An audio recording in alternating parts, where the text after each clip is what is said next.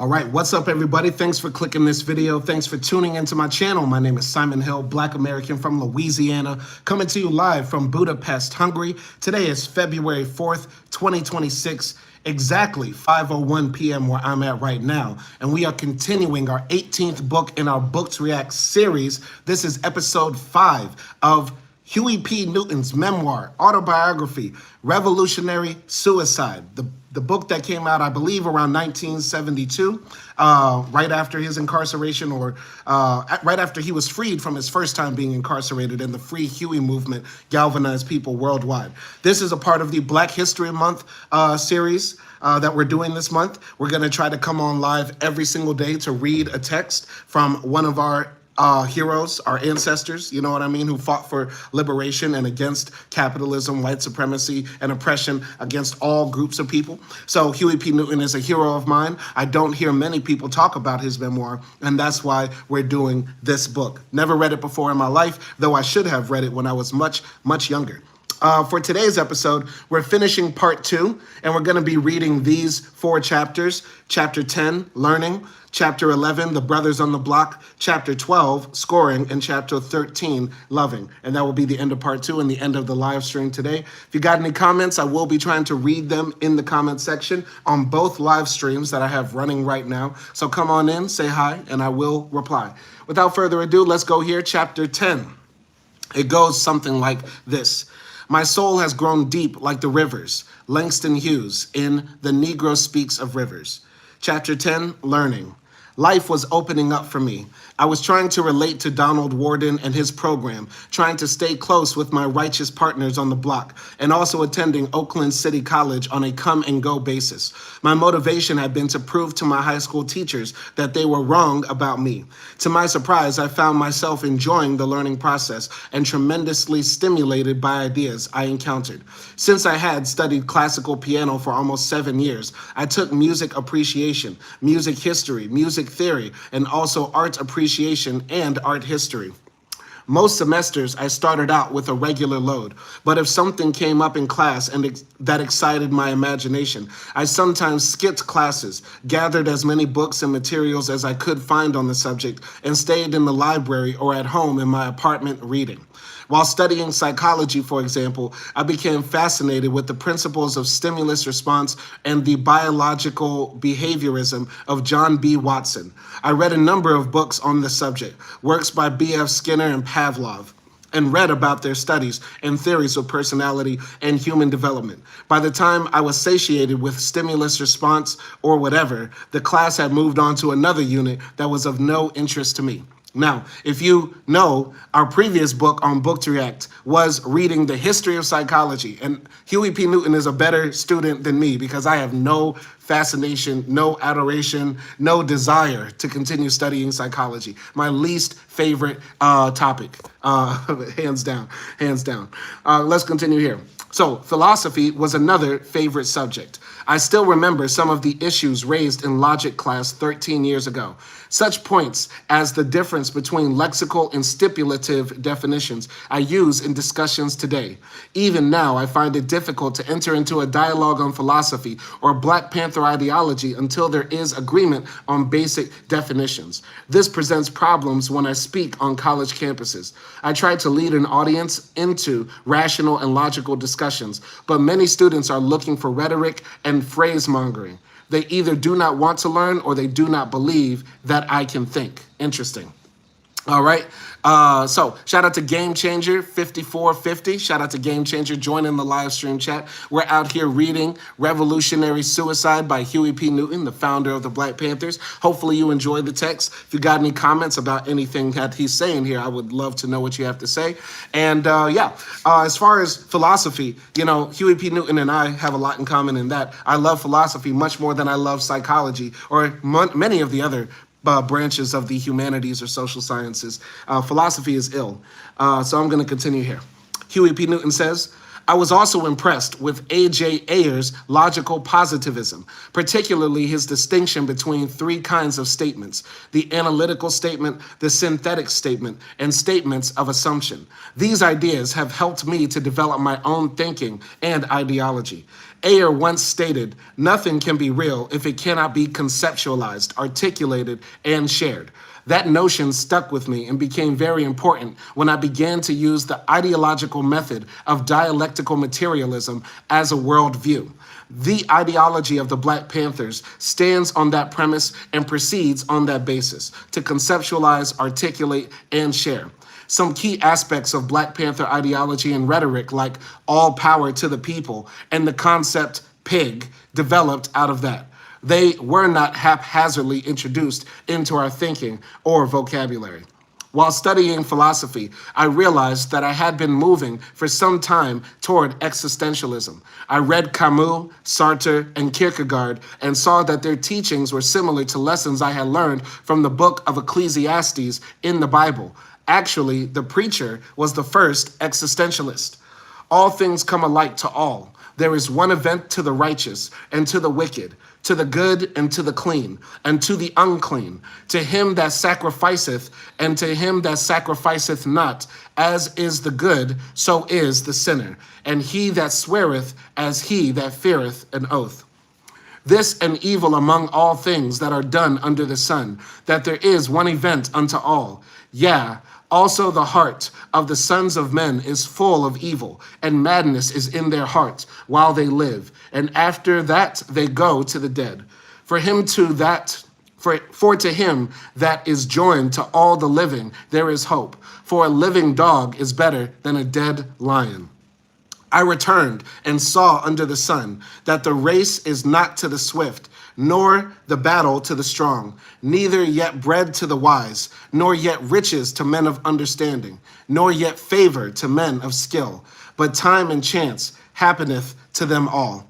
Very powerful. I mean, that's from the Bible, and I'm not a Christian, but I can appreciate good prose, and that's beautiful prose. And essentially what that's text I'm contextualizing is that, life is sort of, it's out of our control. There are things that are moving around us that we can't control. And, you might think because of your skill, your intelligence, your bravery, your strength, that you're better than others, but that's not the way it works, right? We're sort of just left to as leaves in the wind. You know what I mean? So continuing here, Huey P. Newton says, "From then on, I began to engage friends in existentialist discussions.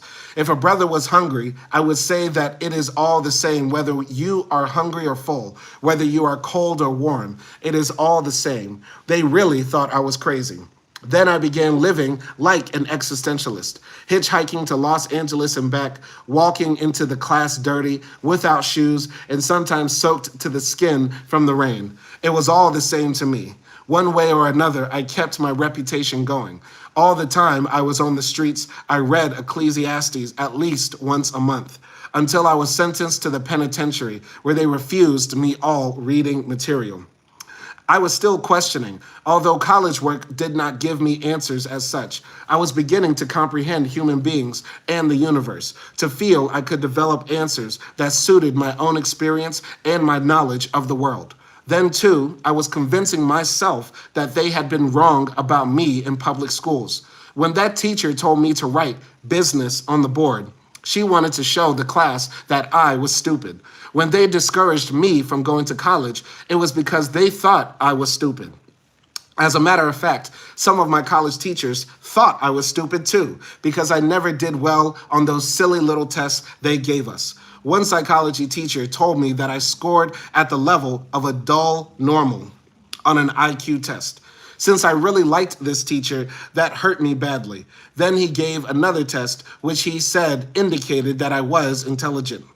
Only I knew what was happening inside of me. Only I knew what was happening between me and those books up in my apartment. I was learning and learning well. I could think, I could read, and I could retain the most difficult ideas. For over 12 years, they had tried to knock me down, but I kept getting up, and now I was advancing on them. So Huey P. Newton and I have a lot in common in the sense that I feel like we were both motivated by the idea that people are doubting our intelligence. You know what I mean? That's why I read a lot. That's why I write a lot. That's why I'm paying thousands of dollars right now to go back to university, because a part of me wants to level up in life, go up in rank. Of course, get a better job, not just English teaching or writing. You know what I mean? I want to get more finances and more money to take care of myself and my family. But also, there's like a chip on my shoulder for all the times people have called me stupid, for all the times people have hurt my feelings, for insulting my intelligence. When I try as much as I can to educate myself, to rationalize so many things that go on around. You know what I mean? I really want to dedicate myself to a life of the mind. And part of my journey to wanting to have the life of the mind is realizing that there are areas of ignorance that I have, like everybody should realize that they're ignorant about something. But also times people have said, you are stupid, you are worthless, you're all this and that, you know what I mean? And that just drives me to go harder, you know what I'm saying? And I feel like that's no different than somebody who probably hits the gym 3-4 times a day to get those big muscles, or somebody who's working on their mouthpiece because they want to pick up beautiful women, or somebody who grinds 7-8 hours a day in the office, maybe more, 10-12 hours a day, because they want to get that bigger bag because they know what poverty is like. I want to dedicate myself to being like one of the most illest intellectuals, a part of the, intelligentsia, because that's what, would compensate for all those times that I was hurt. You know what I'm saying? Game Changer says 5450, knowledge is king. So yeah, absolutely. Knowledge is power. And I believe, here's me trying to flex my intelligence, some level of intelligence. I believe the person that said knowledge was power is Francis Bacon. It was either Francis Bacon or David Hume. It was one of those guys, David Hume or Francis Bacon. And I read about that in the History of Psychology book. But if I'm wrong, let me know. Anyway, let's continue here. So Huey P. Newton says, what I learned from Sonny Man, his drug-dealing brother, also helped me to acquire an education. I was free to pursue my education in my own style because I could support myself with activities on the block. Most important, I did not have to work. I ran gambling sessions at my apartment, serving as the house man. This meant that I set up the games, cards, or craps for everybody else to participate in, and then took a cut of the winnings. It was my studying and reading in college that led me to become a socialist. The transformation from a nationalist to a socialist was a slow one, although I was around a lot of Marxists. I even attended a few meetings of the Progressive Labor Party, but nothing was happening there. Just a lot of talk and dogmatism, unrelated to the world I knew. I supported Castro all the way. I even accepted an invitation to visit Cuba and recruited others for the trip, but I never made it. When I presented my solutions to the problems of Black people, or when I expressed my philosophy, people said, well, isn't that socialism? Some of them were using the socialist label to put me down, but I figured that if this was socialism, then socialism must be a correct view. So I read more of the books. So I read more of the works of the socialists and began to see a strong similarity between my beliefs and theirs. My conversion was complete when I read the 4 volumes of Mao Zedong to learn more about the Chinese Revolution. It was my life plus independent reading that made me a socialist, nothing else. I think a lot of people, especially in America, we get hit with this demonism of communism, socialism, because of the propaganda that we're around, right? The same way a Zionist in Israel is fed constant propaganda about how the Arabs are savages, this, that, and the third, right? So yeah, we're bombarded with this messaging, but if people actually read or were informed about what communism or socialism is, or even just had an analysis of capitalism, I believe we would probably end up in a better situation with more people waking up to class consciousness. But let's continue here. Huey P. Newton says in his book, I became convinced of the benefits of collectivism and a collectivist ideology. I also saw the link between racism and the economics of capitalism. Although, despite the link, I recognized that it was necessary to separate the concepts in analyzing the general situation. In psychological terms, racism could continue to exist even after the economic problems that had created racism had been resolved. Absolutely true. We are not saying that once we, kidnap all the capitalists and abolish, private ownership of the means of production, that somehow racism will be solved. No, it would help a lot, but there are still issues at hand as a part of the human spirit. You know what I'm saying? So continuing here. Huey P. Newton says, never convinced that destroying capitalism would automatically destroy racism, I felt, however, that we could not destroy racism without wiping out its economic foundation. It was necessary to think much more creatively and independently about these complex interconnections. Even though I liked my lectures and the discussions, I did not identify with the lifestyle on campus. As soon as I finished my classes, I would go down to the block, sometimes to Sacramento Street in Berkeley or over into the West or East Oakland, and drink wine, gamble, and fight. More than once, I came from the block to class dead drunk. I never minded being drunk in class because the ideas were more intoxicating. But I had instructors who hated having anyone go to the bathroom while they were lecturing. It disturbed them. But when you are full of wine, you just cannot hold your urine. College was enjoyable, largely because I was not forced to go. This made it different from high school. I could go to school or stay in my apartment and read. Some days I went to a movie or stayed on the block. I started each semester setting my own pace, which often included a trip to Mexico or to jail or dropping out. And all along, I learned a great deal. I gotta say, when I was about 16, I spent a few weeks in the Bay Area going to Berkeley University for like this college credit, high school program and stuff like that. And there's something about that lifestyle of being in the Bay Area where on one hand, you have some of the, most intellectual professors you'll ever meet, the most intellectually stimulating classes you'll ever have. And that was just my brief, 1 week encounter up there in the Bay Area. Then outside, you're greeted with perfect weather. You know what I mean? Where you can either wear a sweater or shorts, you know what I'm saying? And then you also have beautiful greenery, natural landscapes, you know what I'm saying? And then you have homeless crackheads up in People's Park beating your ass in chess and breaking, Foucault down to you. It's one of the illest experiences I ever had. And coming back to Monroe, Louisiana, after spending just about 2 weeks in the Bay Area, made me realize, oh shit, Louisiana is trash. Louisiana is trash. The South is trash. All of the South is trash. And there's a whole new world outside of the weak-ass South of Louisiana, Mississippi, Texas, Tennessee, Florida, all those garbage-ass bullshit states. And I'm so glad, I'm so fortunate that I had the opportunity to go to that program and be outside. You know what I'm saying? Anyway, shout out to Anthony Sanchez, 7800. Shout out to Anthony Sanchez up in the chat.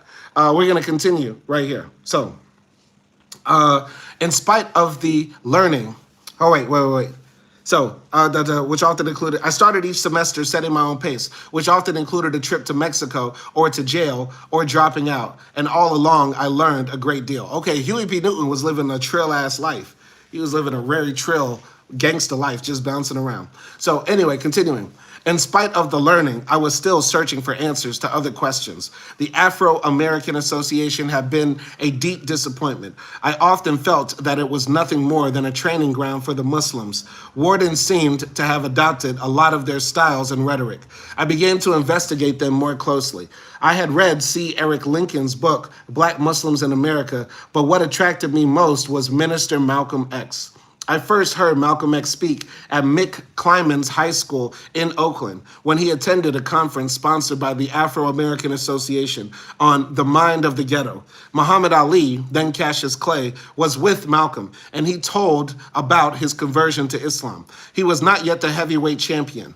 Malcolm X impressed me with his logic and with his disciplined and dedicated mind. Here was a man who combined the world of the streets and the world of the scholar. A man so widely read, he could give better lectures and cite more evidence than many college professors. He was also practical. Dressed in the loose-fitting style of a strong prison man, he knew what the street brothers were like, and he knew what had to be done to reach them. Malcolm had a program, armed defense when attacked, and reaching the people with ideas and programs that speak to their condition. At the same time, he identified the causes of their condition instead of blaming the people. I started going to the Muslim mosques in both Oakland and San Francisco, although not regularly. However, I knew a number of Muslims and talked to them fairly often. I did read their paper regularly to follow the speeches and ideas of Malcolm. I would have joined them, but I could not deal with their religion. By the time I had enough of religion and could not bring myself to adopt another one, I needed a more concrete understanding of social conditions. References to God or Allah did not satisfy my stubborn questioning. It's not for everyone. Back at the college, Kenny Freeman, along with Isaac Moore, Doug Allen, Ernie Allen, Alex Papillon, and some others had begun to organize the West Coast branch of RAM, or the Revolutionary Action Movement. They claimed to function as an underground movement, but instead of revolutionary action, they indulged in a lot of revolutionary talk, none of it underground. They were all college students with bourgeois skills who wrote a lot. Eventually, they became so infiltrated with agents that when an arrest was made, the police spent all their time showing each other their badges. That's pretty funny. Though we do need to bring back the African Liberation Army and RAM, Weather Underground. We need to bring those organizations back. Bobby Seale tried to get me into the RAM chapter, but the members refused to accept me. They said I lived in the Oakland Hills and was too bourgeoisie, which was an absolute lie. All my life, I have lived in the flatlands. Actually, I think I threatened them because I could use my head, but could also get down like the Street Brothers. They claimed to be dedicated to the armed overthrow of the government, when in reality, most of them were headed for professional occupations within the system. Freeman and the other RAM members eventually excluded Bobby because he lacked bourgeoisie skills. RAM formed a front group on campus, the Seoul Students Advisory Council, and Kenny Freeman stacked it with his boys. I became very active in it, joining the main thrust to get a course in Negro history into the curriculum. We held street meetings outside the college and met with the administrators, who offered foolish reasons about why Negro history should not be offered. Most of them came down to the belief that Black people had no history to teach. We eventually brought about a few changes, not many. And for a short time, we eventually brought about a few changes, though not many. And for a short while, RAM seemed very engaging to me. I considered it the answer to many things I was searching for and felt fulfilled when I talked with others about the African past and what we had contributed to the world. All the groups I went through had that in common. Everyone, from Warden and the Afro-American Association to Malcolm X and the Muslims to all the other groups active in the Bay Area at that time, believed strongly that the failure to include Black history in the college curriculum was a scandal. We all set out to do something about it. The Seoul Students Advisory Council lacked any real depth, and when we succeeded in getting the Black history class on campus, we had nothing else to do. There was the usual parties and other social activities, but these had no real meaning for me and provided no satisfaction. Interesting. Very fascinating stuff. I mean, the fight for Black studies is very fascinating. If you know a book that you could recommend about the history of Black students fighting to get Black history and Black courses into university curriculums, let me know. Put it in the chat. But going on here to chapter 11. And it starts something like this. As for the future, the young street corner man has a fairly good picture of it. It is a future in which everything is uncertain except the ultimate destruction of his hopes and the eventual realization of his fears. The most he can reasonably look forward to is that these things do not come too soon. Elliot Lebo, Tally's Corner. Chapter 11 is titled Brothers on the Block. Nothing we had done on the campus related to the conditions of the brothers on the block. Nothing helped them to gain a better understanding of those conditions. As I saw so many of my friends on their way to becoming dropouts from the human family, I wanted to see something good happen to them. They were getting married and beginning to have babies. Ahead of them were the rounds of jobs and bills my father had gone through. It was almost like being on an urban plantation, a kind of modern-day sharecropping. You worked hard, brought in your crop, and you were always in debt to the landholder. The Oakland brothers worked hard and brought in a salary, but they were still in perpetual debt to the stores that provided them with the necessities of life. The Seoul Students Advisory Council, RAM, the Muslims, and the Afro-American Association were not offering these brothers and sisters anything concrete, much less a program to help them move against the system. It was agonizing to watch the brother move down these dead-end streets. The Street Brothers were important to me, and I could not turn away from the life I shared with them. There was in them an intransigent hostility toward all those sources of authority that had such a dehumanizing effect on the community. In school, the system was the teacher, but on the block, the system was everything that was not a positive part of the community.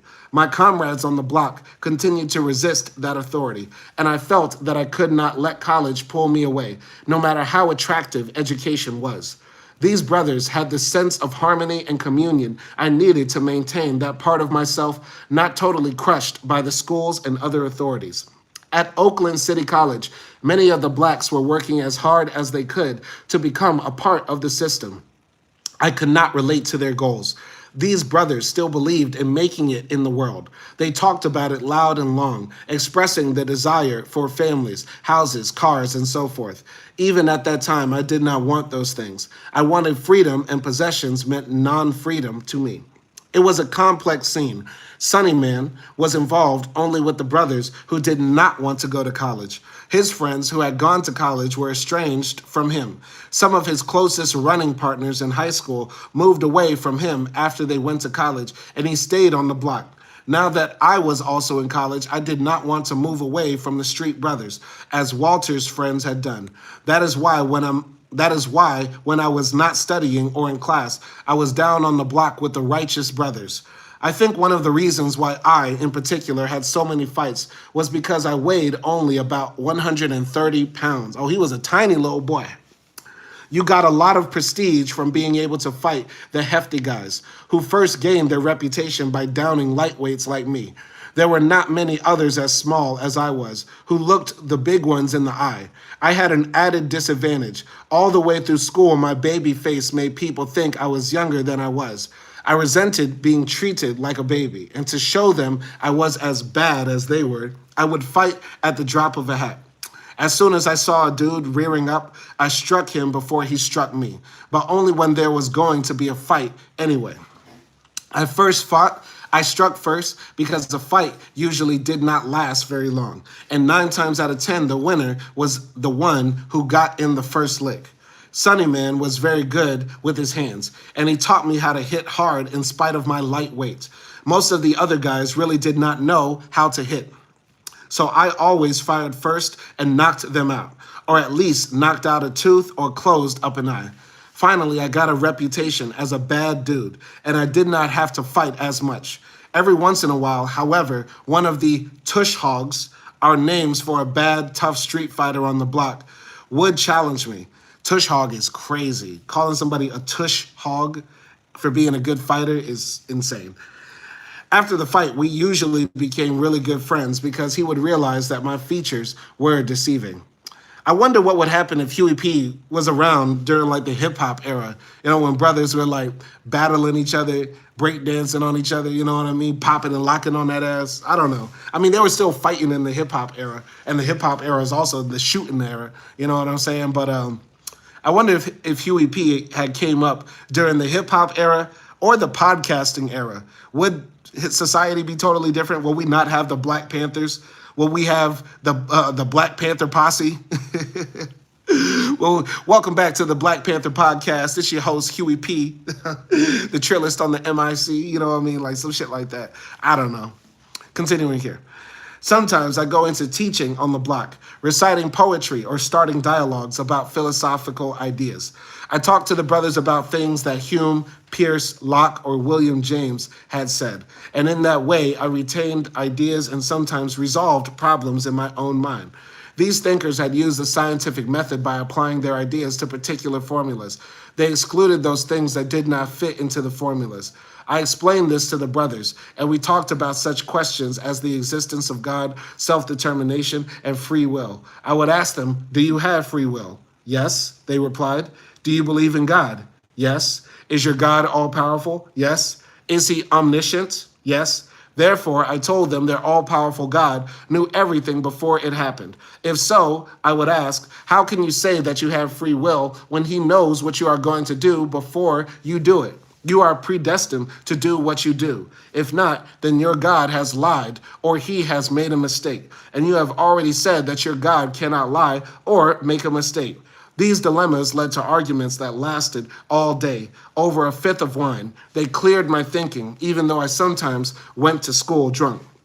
Some of the brothers thought I was a pedant, putting them down. Fights started occasionally over an imaginary insult, especially with newcomers to the group, who did not know me or my relationship to the brothers. I liked talking about ideas, and street brothers were the ones I wanted to be with at that time, because I liked the things we were doing, standing on the corner, meeting people, watching the women, and relating to those who struggled for survival on the block.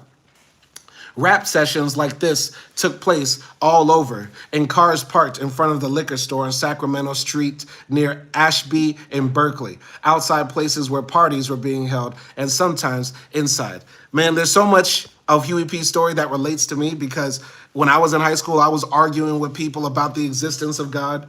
And, mostly it was all about God, though I had other, philosophical or theological ideas in my mind, you know what I'm saying? But it was mostly about religion, because I grew up in the fucking Bible Belt, where everybody is just brain dead, and all they do is just think, well, Jesus woke me up, so Jesus must be real. You know what I mean? Stupid shit like that. So I had to contend with that all through high school. And I remember also being in college in them dorm rooms, going off hard debates. A lot of hip hop debates, but also a lot of social, cultural, political debates too. So continuing here. I told them about the allegory of the cave from Plato's Republic, and they enjoyed it. We called it the story of the cave prisoners. In the cave allegory, Plato describes the plight of the prisoners in a cave who receive their impression of the outside world from the shadows projected on the wall by the fire at the mouth of the cave. One of the prisoners is freed and gets a view of the outside world, objective reality. He returns to the cave to tell the others that the scenes they observe on the wall are not reality, but only a distorted reflection of it. The prisoners tell the liberated man he is crazy and he cannot convince them. He tried to take one of them outside, but the prisoner is terrified at the thought of facing something new. When he is dragged outside the cave anyway, he sees the sun and is blinded by it. The allegory seemed very appropriate to our own situation in society. We too were in prison and needed to be liberated in order to distinguish between truth and the falsehoods imposed on us. The dudes on the block still thought I was out of sight and sometimes just plain crazy. One of the reasons for the crazy label was because I always did the unexpected, a valuable practice in keeping your adversary off balance. If I knew that some guys wanted to jump on me, I would go where they hung out, just show up by myself and challenge them right on the spot. Many times they were too shocked to do much about it. The street philosophy also crept into my academic work. The brothers were hostile toward the police because they were always brutalizing and intimidating us. So I began to study police science in school to learn more about the thinking of police and how to outmaneuver them. I learned how they conducted investigations. I also began to study law. My mother had always urged me to do this, even in high school, because I was good at arguing points, and she thought I would be a good lawyer. I studied law first at City College and later at San Francisco Law School in San Francisco. Not so much to become a lawyer, but to be able to deal with the police. I was doing the unexpected. One day in 1965, as I was walking across Grove Street to the college, I saw a white man sideswipe a brother's car. A motorcycle cop came up and the two drivers entered into an argument over who was wrong. The cop was about to write a ticket for the brother. I had been standing there with the other people watching this incident and waked over. Sorry, there's a typo here. It says waked. And I walked over to the white man and told him that he was wrong. Angry at this, the cop told me to be quiet because I was not involved. I came back at him and told him that I was involved because I knew how he treated people on the block. The fact that he had a gun, I said, did not give him the right to intimidate me. The gun did not mean anything because the people were going to get guns of their own and take away the guns of the police. Okay, Huey was out there spitting. He was out there going crazy.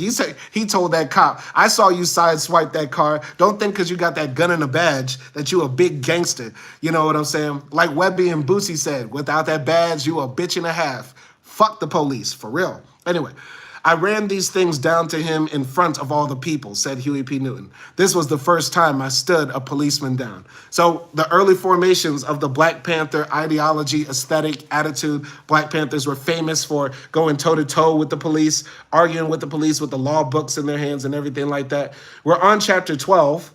Let's see how long chapter 12 is, because I actually just realized I have a class. I have an English class that I have to teach. So we might have to stop at one of the chapters. Chapter 12 is pretty long. I don't know if I'll be able to finish all of it. Let's try. Let's see if I can knock it out in, let's say, 15 minutes or so. So chapter 12, what is property? Property is theft. That was said by Pierre-Joseph Proudhon in 1840. And the brigand is the true and only revolutionary. This was said by Bakunin in 1870. So chapter 12 is titled Scoring. I first studied law to become a better burglar, figuring I might get busted at any time and wanting to be ready when it happened. I bought some books on criminal law and burglary and felony and looked up as much as possible. I tried to find out what kind of evidence they needed, what things were actually considered violations of the law, what the loopholes were, and what you could do to avoid being charged at all.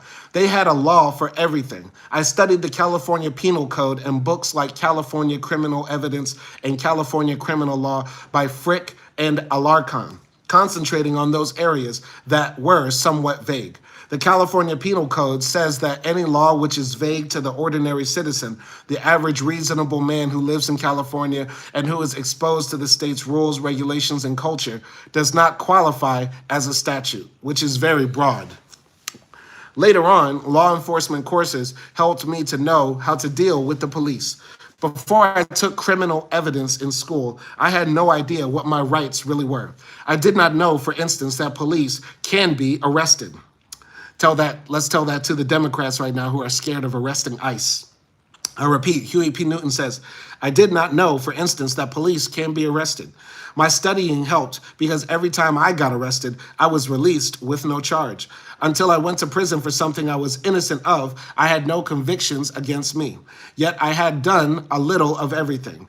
The court would convict you if it could, but if you knew the law and were articulate, then the judges figured you were not too bad because your very manner of speaking indicated that you had been indoctrinated into their way of thinking. I was doing a lot of things that were technically unlawful. Sometimes my friends and I received stolen blank checks from a company, which we would then make out for $150 to $200, basically writing themselves checks from businesses. Huey P. Newton then continues to say, never more than an amount consistent with a weekly paycheck. So basically they were giving themselves free paychecks, $100 a week. This is the salary of a regular employee at the time. Anyway, sometimes we stole the checks ourselves. Other times we bought them from guys who had stolen them. You had to do this fast before the companies distributed check numbers to banks and stores.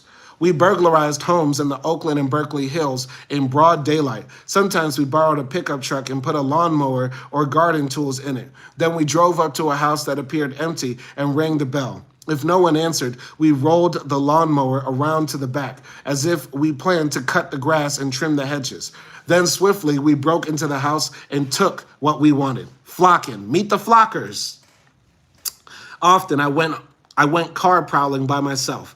I would walk the streets until I saw a good prospect, then break into the car and take what was on the seat or in the glove compartment. Many people left their cars unlocked, which made it easier.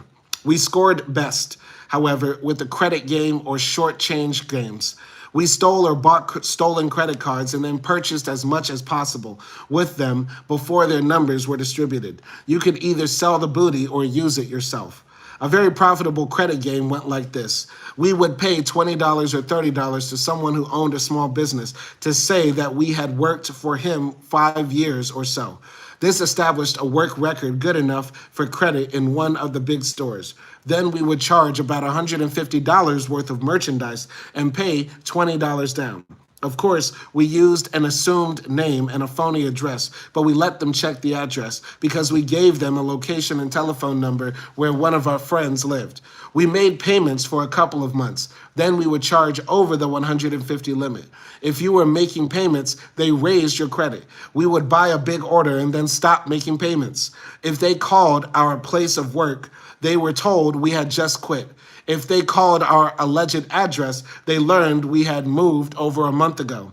The store was left hanging. They did not really lose because they were actually robbing the community blind.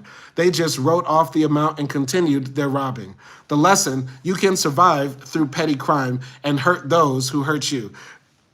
Gangster. I love it. I love this book, man. Basically, he's saying, yo, rob Walmart. Rob Walmart because Walmart is robbing the people. And if you're able to run credit scams, then hey. And I know this goes against YouTube's terms of service because you're promoting criminal activity. But this is what Huey P. Newton wrote in his book. And he considered it a part of revolutionary action to fight against an exploitative capitalistic system that sucks the blood of the poor. Hey, what's the problem in sucking that back? Pause. No diddy. Anyway, continuing here. Once into petty crime, I stopped fighting. I had transferred the conflict, the aggression, and hostility from the brothers in the community to the establishment. The most successful game I ran was the short change game. Short changing was an art I developed so well that I could make $50 to $60 a day. I ran it everywhere, in small and large stores, and even on bank tellers. In the short change game, I would go into the store with 5 $1 bills, ask the clerk for change, and walk out with a $10 bill. This was the $5 to $10 short change. You could also do a $10 to $20 short change by walking into the store with 10 $1 bills and coming out with a $20 bill. The $5 to $10 short change worked this way. You folded up 4 of the bills into a small tight wad. Then you bought something like candy or gum with the other bill so that the clerk had to open the cash register to give you change. I always stood a little distance from the register so that the clerk had to come to me to give the change. You have to get the cash register open and get the clerk to move away from it so that his mind is taken off what he has in the register. When he brought my change from the candy, I handed him the wad of 4 $1 bills and said, "Here are 5 singles. Will you give me a $5 bill for them?" He would then hand me the $5 bill before he realized that there were only 4 singles in the wad. He has the register open, and I'm prepared for him to discover the error. When he did, I would then hand him another single, but also the $5 bill he had given me and say, "Well, here's 6 more. Give me a 10. He would do it, and I would take the $10 and be gone before he realized what had happened. Most of the time, they never understood. It happened so fast, they would simply go on to another customer.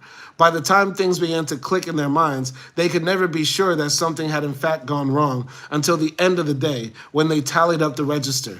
By that time, I was just a vague memory. Of course, if the clerk was quick and sensed that something was not right, then I pretended to be confused and would say I had made a mistake and give him the right amount. It was a pretty safe game, and it worked for me many times." Crazy. I mean, that's you got to be quick with that, and you got to be smooth with it. You know what I mean? You say, "Hey, let me get a 5 for these 5 singles. I want a solid 5." You know what I mean? And so, yeah, he's going to switch it out. Though nowadays, I feel like they wouldn't even want to give you a solid 5. They'll look at you sideways like that. You know what I'm saying? I don't know. I never did this, but he said it worked for him. Maybe in the Bay Area, they were liberal with the cash. I don't know. The brother who introduced me to short changing eventually became a Muslim. But before that, he taught me to burglarize cars parked by the emergency entrances of hospitals. People would come to the hospital in a rush and leave their cars unlocked, with valuables in the open. I never scored on blacks under any condition, but scoring on whites was a strike against injustice. No comment. When I had liberated enough cash to give me a stretch of free time, I stayed home reading books like Dostoevsky's Crime and Punishment, The Devils and the House of the Dead, The Trial of Franz Kafka, and Thomas Wolfe's Look Homeward Angel. I read and reread Les Miserables by Victor Hugo, the story of Jean Valjean, a Frenchman who spent 30 years in prison for stealing a loaf of bread to feed his hungry family. This really reached me because I identified with Valjean, and I often thought of my father being in a kind of social prison because he wanted to feed his family. Albert Camus's The Stranger and the myth of Sisyphus made me feel even more justified in my pattern of liberating property from the oppressor as an antidote to social suicide. Huey was much more well-read than me. God, I read a lot when I was in high school, and I'm trying to read more now. And I read while I was in college too, and I'm in college now, but damn, this man read a lot. And it makes me feel like small as hell that I didn't read this stuff. You know what I'm saying? I got to catch up on a lot of reading in my life. And so that's why we do this. It's a part of the struggle, part of revolutionary struggle to always, challenge the mind. Let's continue here. I felt that white people were criminals because they plundered the world. It was more, however, than a simple anti-white feeling because I never wanted to hurt poor whites, even though I had met some in school who called me the N-word and other names. I fought them, but I never took their lunches or money because I knew that they had nothing to start with. With those who had money, it was a different story. I still equated having money with whiteness, and to take what was mine and what the white criminals called theirs gave me a feeling of real freedom. Taking what the white criminals called theirs gave me a real freedom, he says. I even bragged to my friends how good I felt about the whole matter. When they were at my apartment during times when there wasn't any food to eat, I told them that even though I starved, my time was on my own and I could do anything I wanted with it. I didn't have a car then because most of my money was spent on the apartment, food, and clothes. When friends asked me why I did not get a car, I told them that it was because I did not want bills and that a car was not my main goal or desire. My purpose was to have as much leisure time as possible. I could have pulled bigger jobs and gotten more, but I did not want any status symbols. I wanted most of all to be free from the life of a servant, forced to take those low-paying jobs and looked at with scorn by white bosses. All right, we're going to read one more page and then we're going to pause because I got class, like I said. So we're going to stop on page, I don't know what page this is, but it says about 95. So we're going to stop on 96. Let's read this last few sections. So eventually I got caught. And more than once by then, I had developed a fairly good working knowledge of the law, and I decided to defend myself. Although no skilled legal technician, I can make a good defense. If you are an existentialist, defending yourself is another manifestation of freedom. When you are brought into the courts of the establishment, you can show your contempt for them. Most defendants want to get high-priced counsel or use the state to speak for them through the public defender. If you speak for yourself, you can say exactly what you want, or at least not say what you do want to. If you speak for yourself, you can say exactly what you want, or at least not say what you do not want to. Or you can laugh at them. As Elaine Brown, a member of the Black Panther Party, says in her song, The End of Silence, you laugh at laws passed by a silly lot that tells you to give thanks for what you've already got. The laws exist to defend those who possess property. They protect the possessors who should share but who do not. By defending myself, I showed my contempt for that structure. It gave me a real pleasure to defend myself. I never thought in terms of conviction or acquittal, although it was an added treat to escape their net. But even a conviction would not have dismayed me, because at least I had the opportunity to laugh at them and show my contempt.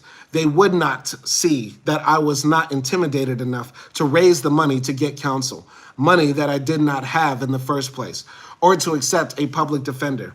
I especially liked traffic violations. For a while, I paid a lot of traffic tickets. When I became my own defender, I never paid another one. Of the 3 major cases in which I defended myself, the only one I lost was the one in which I was innocent. Once I was indicted on 16 counts of burglary through trickery as a result of the short change game, and I beat the cases during the pretrial period because the police could not establish the corpus delicti delicti, or the elements of the case. Each law had a body of elements, and each element has to be violated in order for a crime to have been committed. That's what they call the corpus delicti. People think that term means the physical body, but it really means the body of elements. For example, according to California law, in order to commit armed robbery, you have to be armed, and you must expropriate through fear or force related to weapons. You can have armed robbery without any bullets in the gun. The elements of the case relate to fear and force in connection with weapons. In the short change or bunco case, I was accused of running my game in 16 stores. However, they could only get a few people to say they were short in their registers. I was really saved from being convicted because the police tried to get a young woman teller from a bank to say that I had shortchanged her. A lot of people will not admit that they have been shortchanged. In the pretrial in which they were trying to get a federal case, they asked me whether I had gone into the bank. I refused to admit it. I knew that the young woman whom they wanted to testify against me had not shown up at court. When I bailed out, I went to her bank and asked her if the police had been there. She said they had and that they were trying to persuade her that I had shortchanged her. She said she would not testify because she knew it had not happened. She said she would not testify because she knew it had not happened. I invited her to court to testify on my behalf. She came and explained to the judge that the police had tried to persuade her to testify, but she would not comply. My argument was that the police had invented the shortchange rap against me. I pointed out that clerks who were shortchanged would have missed the money either when I was in the store or at the end of the day. None of these people had notified the police. The police had sought them out, and by suggesting that they had been shortchanged, were really offering the clerks a chance to make $5 or $10 extra, a sort of payoff for testifying. Most people, I said, are not as honest as the young girl bank teller. All right. Very interesting. I would like for Huey to have dropped her race because, you know, it would be interesting if this was like a nice white lady who was helping. But maybe it was a sister who was standing beside Huey in this case. What we're going to do, we're going to pause right here. We're going to come back and finish this chapter and the next chapter in the next live stream. I'm going to leave the main live stream running. The one with the book on the screen for anybody who wants to, join in the conversation, leave a comment and all that. I'm going to shut this side one down, and we're going to come back and read the rest of this chapter in about an hour and a half. Y'all be easy out there, and